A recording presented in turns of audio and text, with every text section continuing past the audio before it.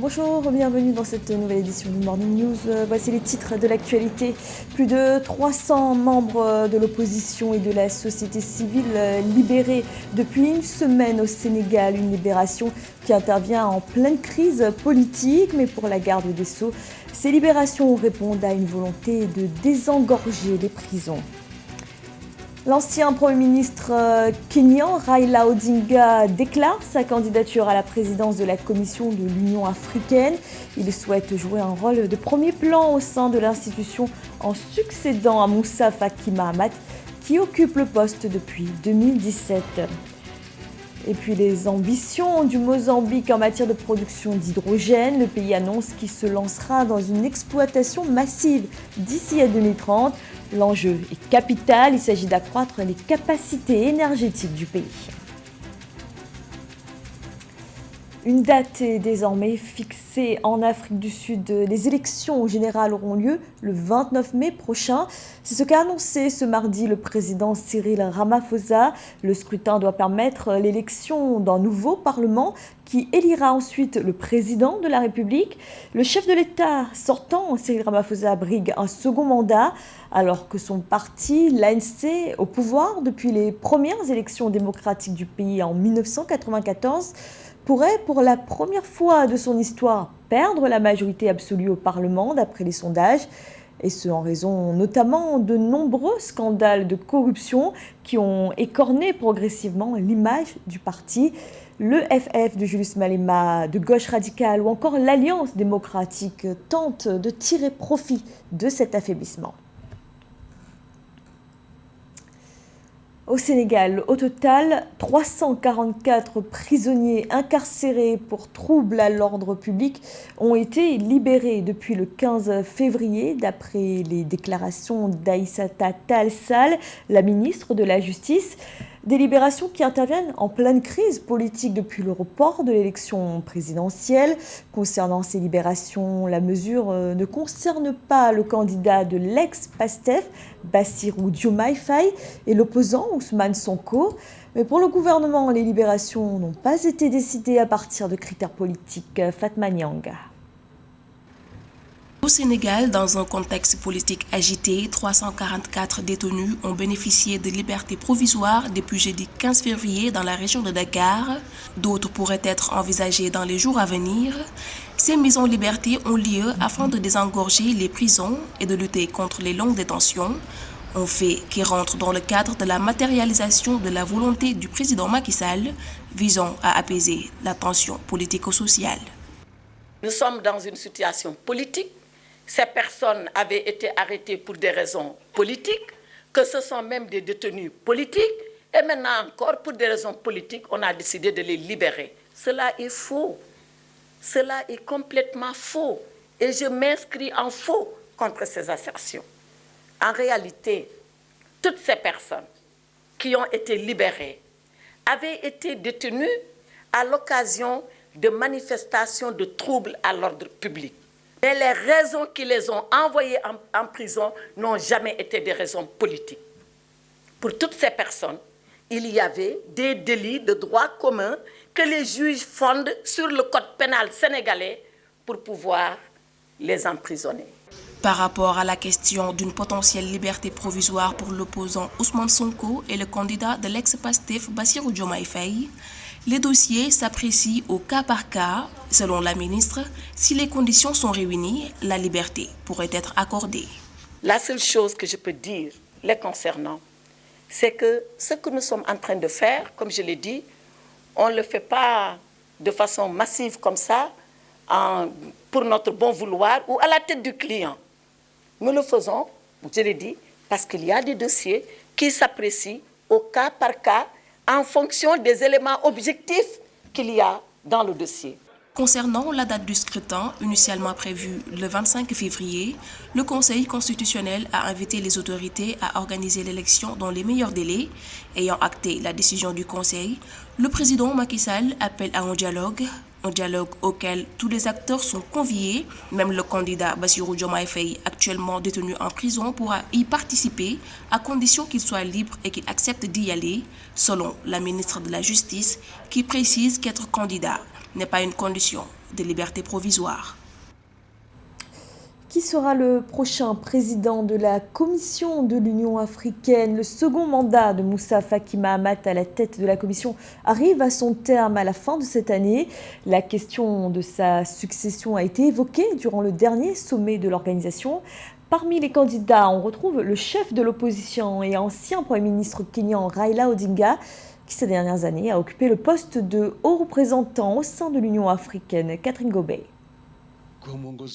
Raila Odinga, leader du parti d'opposition Azimio la Umoja, a officiellement déclaré le 16 février 2024 son intérêt pour la présidence de la Commission de l'Union africaine. S'adressant aux médias à Nairobi, l'ancien Premier ministre en compagnie de l'ancien président nigérian Olusegun Obasanjo a déclaré qu'il était prêt à occuper ce poste, fort de son expérience d'envoyé spécial de l'UA pour le développement des infrastructures en Afrique de 2018 à 2023.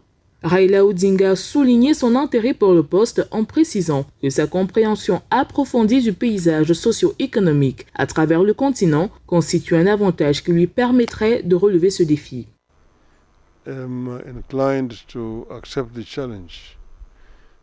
Je suis enclin à accepter le défi, je suis prêt et je m'offre pour être utile. J'ai demandé à mon ami, l'ancien président nigérien Olusegun Obasanjo, de continuer à être un bon ambassadeur et de parler à d'autres personnes.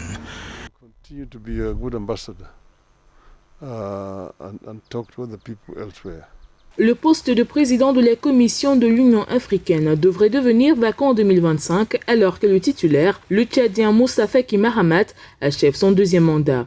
L'ancien président nigérian Olusegun Obasanjo, qui a soutenu sa candidature, a relevé l'importance d'avoir un dirigeant d'Afrique de l'Est dont la croissance est la plus rapide d'Afrique pour ce poste au vu de l'expérience à la tête d'un pays. We need a person, man or woman, who has experience, who understand. Nous avons besoin d'une personne, homme ou femme, qui a de l'expérience, qui comprend la situation dans laquelle nous sommes, quelqu'un qui est capable de comprendre les enjeux. Nous pensons que les personnes qui ont occupé des postes de chef de gouvernement en tant que Premier ministre ou Président sont les plus aptes à occuper le poste de la CUA à ce moment précis. At the presidential level, will be able to knock at the door of incumbent prime ministers and presidents without much ado. Dans son annonce, Raila Odinga s'est dit préoccupé par le phénomène de la fuite des cerveaux, exprimant son mécontentement face aux défis qui obligent la jeunesse africaine à chercher des opportunités à l'étranger. Il s'est engagé à utiliser son leadership pour transformer le destin de l'Afrique. Seulement, selon la procédure, un pays nomme un candidat, puis mobilise le soutien de la région et du continent en faveur de son candidat. Au Kenya, si Raila Odinga est nommé à la tête de la CUA, cela reviendrait à renoncer à la course à la présidentielle de 2027. L'hydrogène vert, une source d'énergie propre de plus en plus perçue comme une alternative pouvant transformer le secteur énergétique de l'Afrique. Doté de ressources considérables en énergie renouvelable, le continent commence à parier sur ce carburant du futur. Mais les défis à relever restent encore considérables avant d'y parvenir. Au Mozambique, le gouvernement souhaite faire du pays un producteur majeur dans la sous-région en Afrique australe d'ici les 6 prochaines années. Midra Diamo. Dans le cadre de sa stratégie de transition énergétique, le Mozambique veut se positionner comme un producteur majeur d'hydrogène en Afrique australe d'ici 2030. Cette stratégie énergétique ambitieuse prévoit un investissement global d'environ 80 milliards de dollars d'ici 2050. Courant 2024, le pays va définir ses objectifs de production et de consommation d'hydrogène, ainsi que les mesures nécessaires pour y parvenir, y compris le développement des infrastructures hydrogènes selon des médias locaux. Je pense que la stratégie du Mozambique de s'appuyer sur l'hydrogène est une chose intéressante pour réussir sa transition énergétique. On sait que c'est un élément qu'on trouve rarement dans la nature, mais on peut le rencontrer notamment dans l'eau. Donc je pense que c'est surtout intéressant de pouvoir s'appuyer sur ça, sur cette source d'énergie, car on sait que non seulement elle a beaucoup de potentiel en termes énergétiques par rapport à d'autres combustibles ou d'autres gaz, mais en plus de ça, c'est une énergie qui ne dégage pas beaucoup de CO2. Le Mozambique dispose d'un grand potentiel pour développer une industrie de l'hydrogène grâce à ses ressources naturelles abondantes. La stratégie du gouvernement va se concentrer sur l'exploitation des ressources hydroélectriques, éoliennes, solaires et de gaz naturel du pays pour soutenir la production d'hydrogène vert notamment. À travers sa stratégie de l'hydrogène, le Mozambique vise une décarbonisation de son économie, apportant des solutions de transport et industrielles à faible émission et rentables. Je pense que ça permet justement d'avoir non seulement une énergie verte, mais une énergie aussi qui a la capacité justement de permettre justement d'avoir une énergie qui soit autosuffisante, car on sait que les besoins sont de plus importants dans ces pays. Le Mozambique mise sur le complexe Golfinho Atum, dont la production commerciale est prévue pour 2028 pour atteindre son objectif de production massive d'hydrogène d'ici 2030. Le pays entend travailler avec ses partenaires nationaux et internationaux pour achever le développement de ses installations de production et de stockage et de ses réseaux de transport. Pour le gouvernement, établir des partenariats régionaux permettra une économie régionale de l'hydrogène en réduisant les coûts de développement des infrastructures hydrogènes et en créant un vaste marché pour les produits et services liés à l'hydrogène. Le géant gazier britannique BP renforce sa présence en Égypte grâce à la coopération d'une co-entreprise avec la compagnie pétrolière nationale d'Abu Dhabi, un partenariat présenté comme étant stratégique avec l'entreprise émiratie. Cette alliance est destinée à réunir les capacités techniques des deux compagnies avec comme objectif dans un premier temps l'exploitation du gaz naturel. Les précisions d'Amenedji. Pour renforcer leurs capacités, la société pétrolière britannique BP et Abu Dhabi National Oil Company ADNOC ont convenu le 14 février 2024 de former une co-entreprise en Égypte pour se concentrer sur le gaz naturel, donnant ainsi aux Émirats Arabes Unis l'accès à la production. Le projet, dont les revenus seront détenus à 51% par BP et à 49% par ADNOC, devrait être concrétisé au second semestre 2024. L'Égypte s'avère être un terrain fertile pour des investissements prometteurs dans le domaine gazier, déjà bénéficiant d'une très grande réserve prouvée en gaz naturel et bénéficiant déjà de sa proximité avec l'Europe pour pouvoir l'alimenter en termes de gaz naturel. La Russie, du fait des difficultés qu'il y a en Ukraine, aujourd'hui l'Égypte s'avère être une alternative intéressante pour tous ces opérateurs du domaine pétro-gazier.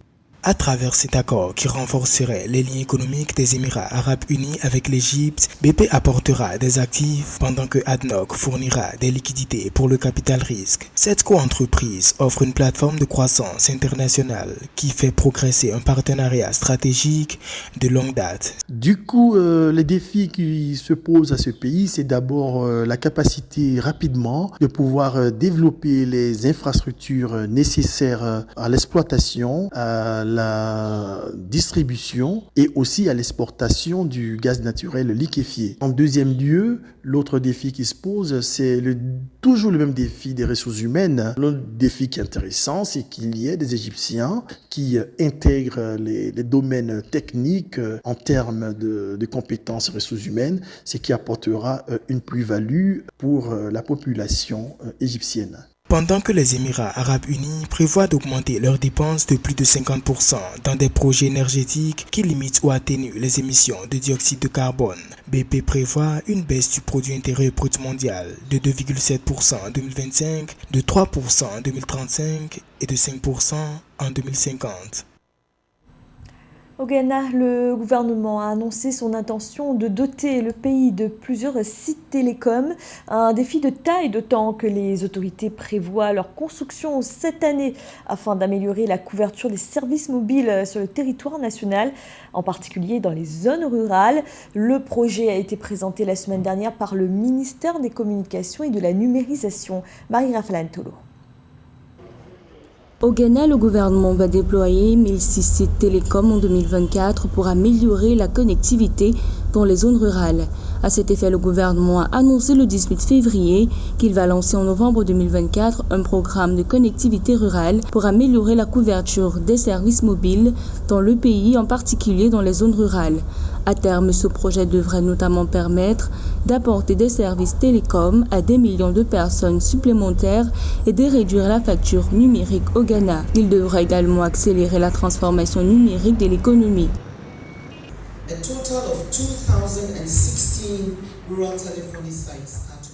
Nous sommes déterminés à ne laisser personne derrière dans notre quête pour la transformation digitale. Dès février 2024, 1110 des sites planifiés ont été construits avec succès et 618 d'entre eux déjà opérationnels. Et ceci en offrant des services digitaux essentiels aux citoyens dans environ 10 620 communautés rurales qui peuvent maintenant lancer des appels et bénéficier des services mobiles, soit en renforçant les activités économiques et commerciales dans ces communautés.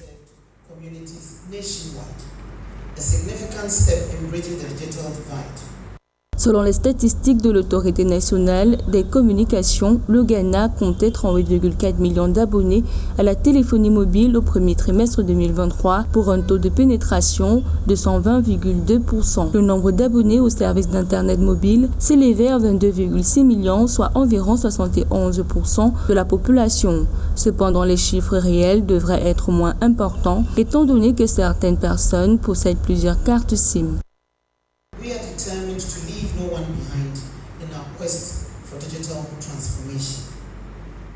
Un total de 2016 sites téléphoniques ruraux doivent être construits pour étendre la couverture du réseau mobile pour approximativement 4 millions de résidents des communautés sélectionnées, servis et desservis sur l'étendue du territoire. Un pas significatif pour accroître la digitalisation.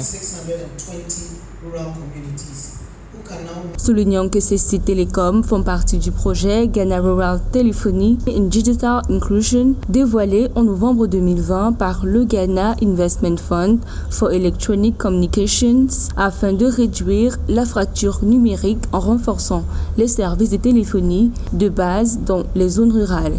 Il bénéficie notamment de l'appui technique de la société chinoise Huawei ainsi que du soutien financier de la China Exim Bank qui a accordé au gouvernement un financement de 155 millions de dollars en 2020.